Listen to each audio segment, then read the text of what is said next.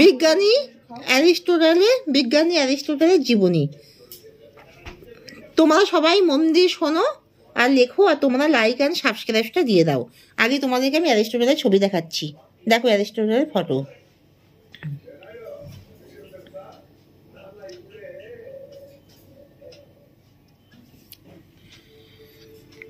তোমরা সবাই সাবস্ক্রাইবটা দিয়ে দাও, দিয়ে তোমরা মন দিয়ে শোনো আর লেখো, লিখেও রাখো। অ্যারিস্টটল প্রাচীন গ্রিক ভাষায় অ্যারিস্টটলস অ্যাপোলোটোটিয়ানস অ্যারিস্টোটেলাস খ্রিস্টপূর্ব 384, 7ই মার্চ খ্রিস্টপূর্ব 322। বিশ্ববিখ্যাত গ্রিক বিজ্ঞানী ও দার্শনিক, তাকে প্রাণ বিজ্ঞানের জনক বলা হয়। অ্যারিস্টটল সক্রেটিস ও প্লেটোর দর্শন সহ তার পূর্বের সময়ের বিদ্যমান বিভিন্ন দর্শনের জটিল ও সদৃশ সমন্বয় দেখান।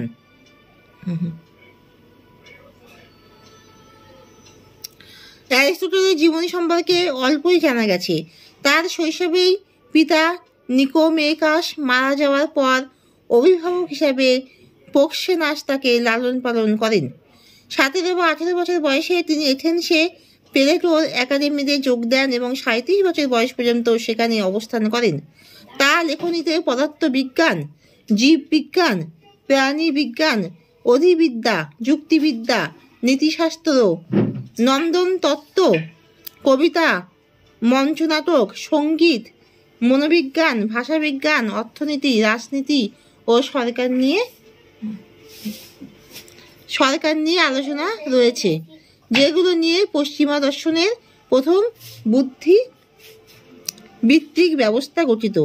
প্লেটোর মৃত্যুর কিছুদিন পর অ্যারিস্টটল এথেন্স ত্যাগ করেন এবং মেসিডনের দ্বিতীয় ফিলিপের অনুরোধে খ্রিস্টপূর্ব 343 অব্দ থেকে মহান আলেকজান্ডারকে শিক্ষাদান শুরু করেন। আলেকজান্ডারকে শিক্ষাদান করতে গিয়ে অ্যারিস্টটলের অনেক সুবিধা লাভ হয়। তিনি লাইসিয়ামে একটি গ্রন্থাগার প্রতিষ্ঠা করেন এবং প্যাপিরাস স্কলে অনেকগুলো বই রচনা করেন।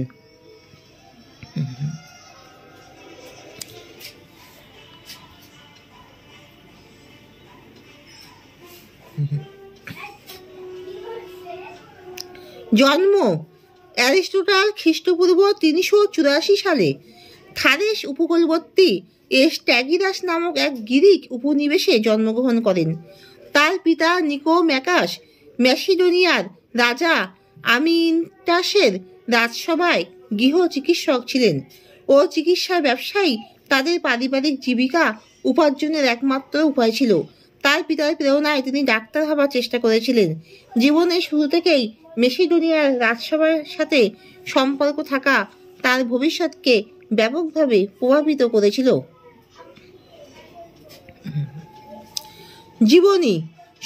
তার শৈশবে তার বাবা মারা যান এবং 17 বছর বয়সে তার অভিভাবক পোক্সেনাস তাকে এথেন্সে জ্ঞানার্জনে পাঠিয়ে দেন। এথেন্স তখন বিশ্ব জ্ঞানচর্চার কেন্দ্র হিসেবে গণ্য হতো। সেখানে তিনি প্লেটোর একাডেমিতে সরাসরি প্লেটোর অধীনে প্রায় 20 বছর শিক্ষা গ্রহণ করেন। একসময় প্লেটো তার একাডেমিতে থাকাকালীন তিনি নিজেই ভাষাতত্ত্ব নিয়ে লেকচার দিতে শুরু করেন। খ্রিস্টপূর্ব 387 সালে প্লেটোর মৃত্যুর পর অ্যারিস্টটলই একাডেমির প্রধান হওয়ার যোগ্য ছিলেন, কিন্তু প্লেটোর দর্শনের সাথে অ্যারিস্টটলের নিজের দর্শনের দূরত্বের দরুন প্লেটোর আত্মীয় সিপ্পাসকেই একাডেমির প্রধান হিসেবে বেছে নেওয়া হয়। এরপর অ্যাটার্নিয়াসের শাসক হারমিয়াসের আমন্ত্রণে অ্যারিস্টটল সেখানে যান।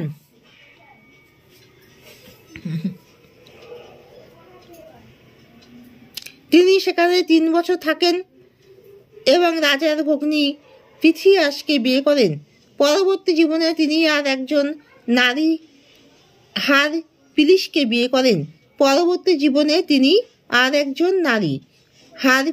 বিয়ে করেন। তিনি সেখানে তবে হারমিয়াসের আমন্ত্রণে অ্যারিস্টটল সেখানে যান। তিনি সেখানে 3 বছর থাকেন এবং রাজার ভগ্নী পিথিয়াসকে বিয়ে করেন। পরবর্তী জীবনে তিনি আরেকজন নারী হারপিলিসকে বিয়ে করেন। এবং তাদের এক ছেলে সন্তান জন্ম হয়, যার নাম রাখা হয় নিকোম্যাকাস।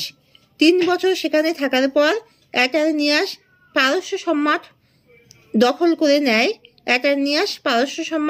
করে নেয় এবং অ্যারিস্টটল মাইটিলেনি চলে যান। পরবর্তী 5 বছর অ্যারিস্টটল মেসিডোনিয়ার রাজা ফিলিপের 13 বছরের ছেলে আলেকজান্ডারের, পরবর্তীকালে যিনি বিশ্ব জয় করেন, তার শিক্ষকতা করেন। রাজা ফিলিপ এবং আলেকজান্ডার উভয়ই অ্যারিস্টটলকে পরম শ্রদ্ধা করতেন। ফিলিপের মৃত্যুর পর আলেকজান্ডার রাজ্যের শাসনভার গ্রহণ করেন এবং অ্যারিস্টটল এথেন্স ফিরে যান। প্লেটোর মৃত্যুর পর তিনি এবারই প্রথম এথেন্স আসেন। এথেন্স এসে তিনি দেখলেন প্লেটোর একাডেমিতে প্লেটোনিজমের ব্যাপক প্রসার ঘটেছে এবং এথেন্সের প্রধান দর্শক এখন প্লেটোনিজম। ফলে তিনি লাইসিয়াম নামক এলাকার নিজের স্কুল লাইসিয়াম প্রতিষ্ঠা করেন। পরবর্তী 13 বছর তিনি শিক্ষকতা ও তার দর্শন প্রচার করে কাটান। তিনি দিনে তার ঘনিষ্ঠ ছাত্রদের জন্য ও রাতে এথেন্সের সাধারণ জ্ঞানপিপাসু জনগণের জন্য লেকচার দিতেন। খ্রিস্টপূর্ব 323-এ আলেকজান্ডারের অকাল মৃত্যুতে এথেন্সের মেসিডোনিয়া পূর্ব সরকারকে উৎখাত করা হয়। তখন অ্যারিস্টটলের উপর ধর্মীয় সহায়তার অভিযোগ আনা হয়। শাস্তি থেকে রক্ষা পাওয়ার জন্য দ্রুত ইউবর ক্যালসিসে চলে যান। তিনি ভয় করছিলেন তার অবস্থাও যেন প্লেটোর শিক্ষক সক্রেটিসের মতো না হয়। ক্যালসিসে প্রথম বছরই তিনি পেটের পীড়ায় আক্রান্ত হন এবং খ্রিস্টপূর্ব 322 খ্রিস্টপূর্বাব্দে 63 বছর বয়সে তিনি পরলোক গমন করেন। আলেকজান্ডার ক্যালসিসে প্রথম বছরই তিনি পেটের পীড়ায় আক্রান্ত হন এবং খ্রিস্টপূর্ব 322 খ্রিস্টপূর্বাব্দে 63 বছর বয়সে তিনি পরলোক গমন করেন।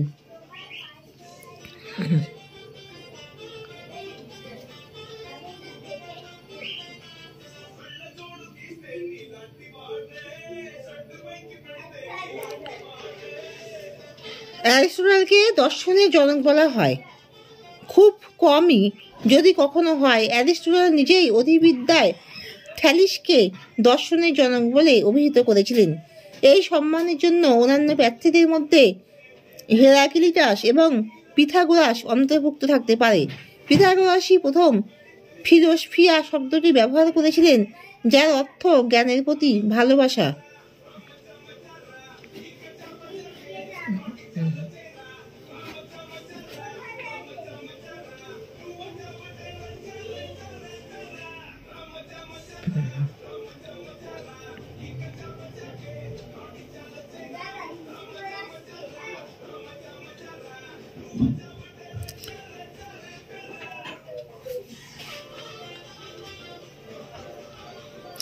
অ্যারিস্টটলের বিখ্যাত উক্তি, শিক্ষা তেতো কিন্তু এর ফল মিষ্টি। অ্যারিস্টটল সমস্ত জ্ঞান পরীক্ষা এবং যুক্তির অধীন হওয়া উচিত।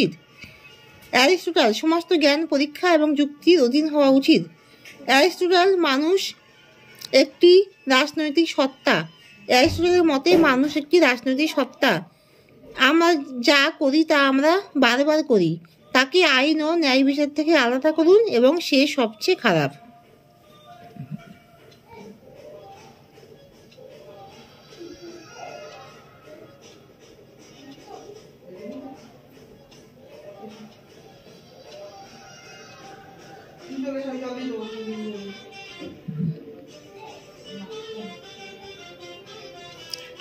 প্রাচীন দর্শন অঞ্চল হলো পশ্চিমা দর্শন ধারা। প্যাটেটিক দার্শনিক ধারাকে উদ্বুদ্ধ করেন এবং অ্যারিস্টটলের জন্ম দেন। প্রধান আগ্রহ রাজনীতি, অধিবিদ্যা, বিজ্ঞান, যুক্তিবিদ্যা, নীতিবিদ্যা। উল্লেখযোগ্য অবদান গোল্ডেন ম্যান, কারণ যুক্তি, জীববিজ্ঞান, অনুরাগ। ভাবগুরু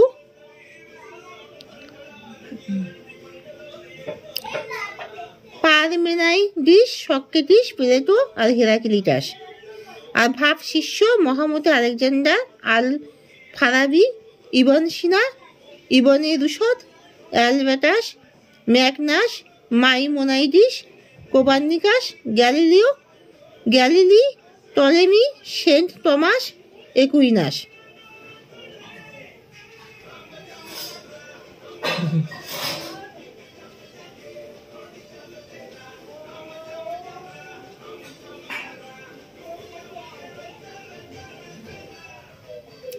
অ্যারিস্টটলের শিষ্যদের মধ্যে সবচেয়ে বিখ্যাত ছিলেন আলেকজান্ডার দ্য গ্রেট। অ্যারিস্টটলের অন্যান্য শিষ্যদের মধ্যে প্লেটোর নামও উল্লেখযোগ্য।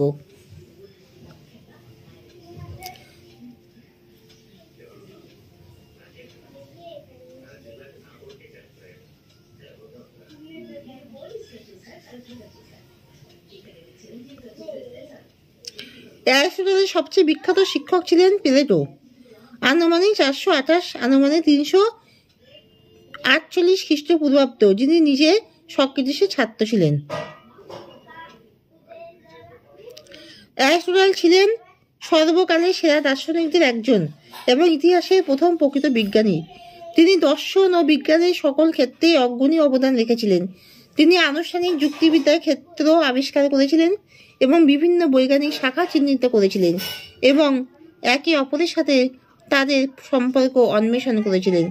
অ্যারিস্টটল একজন শিক্ষকও ছিলেন এবং এথেন্সে তার নিজস্ব স্কুল প্রতিষ্ঠা করেছিলেন, যা লাইসিয়াম নামে পরিচিত।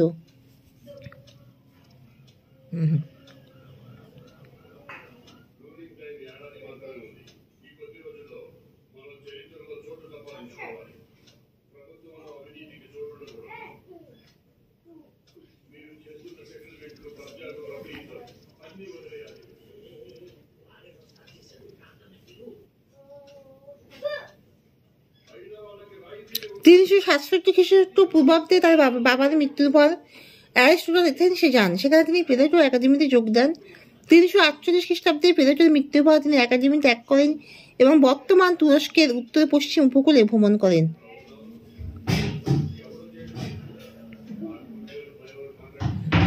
তিনি 343 বা 342 খ্রিস্টাব্দে পর্যন্ত সেখানে এবং লেসবস দ্বীপে বসবাস করেন।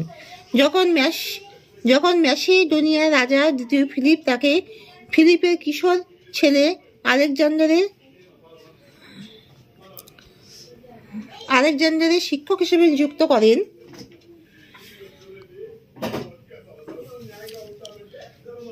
দ্বিতীয় ফিলিপ তাকে ফিলিপের কিশোর ছেলে আলেকজান্ডারের শিক্ষক হিসেবে কাজ করার জন্য ম্যাসিডোনিয়ার রাজধানী পেলায় ডেকে পাঠান, যা তিনি 2 বা 3 বছর ধরে করেছিলেন। অ্যারিস্টটল সম্ভবত 335 খ্রিস্টাব্দে দ্বিতীয় অ্যাথেন্সে আগমনের আগে পর্যন্ত ম্যাসিডোনিয়ার কোথাও বসবাস করতেন। 323 খ্রিস্টাব্দে অ্যাথেন্সে ম্যাসিডোনিয়ানদের প্রতি শত্রুতার কারণে অ্যারিস্টটল ইউবোয়া দ্বীপে পালিয়ে যেতে বাধ্য হন। সেখানে পরের বছর তিনি মারা যান। এখানে শেষ করছি। তোমরা সবাই লাইক অ্যান্ড সাবস্ক্রাইবটা দিয়ে দাও।